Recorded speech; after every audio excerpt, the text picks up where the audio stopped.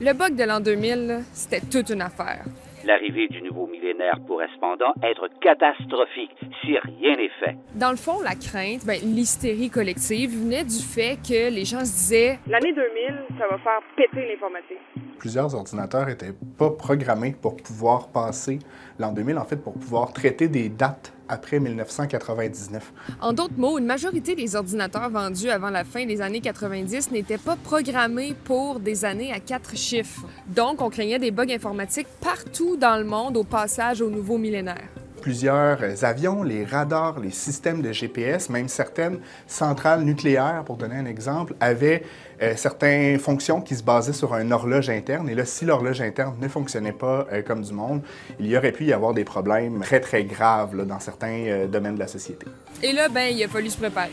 Par exemple, voici la cellule de crise de la Ville de Québec à l'époque. Jacques Perron en faisait partie.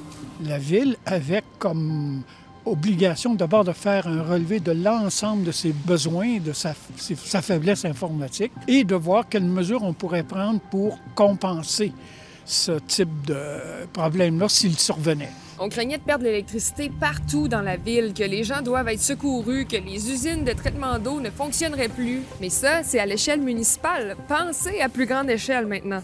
Le soir du 31 décembre 1999, les plus hauts dirigeants étaient appelés à travailler. Le ministre Bernard Drinville était journaliste à l'époque et il détaillait les mesures prises par le gouvernement canadien.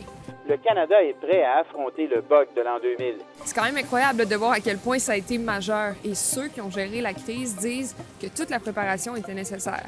On ne panique jamais trop dans ce genre de situation-là.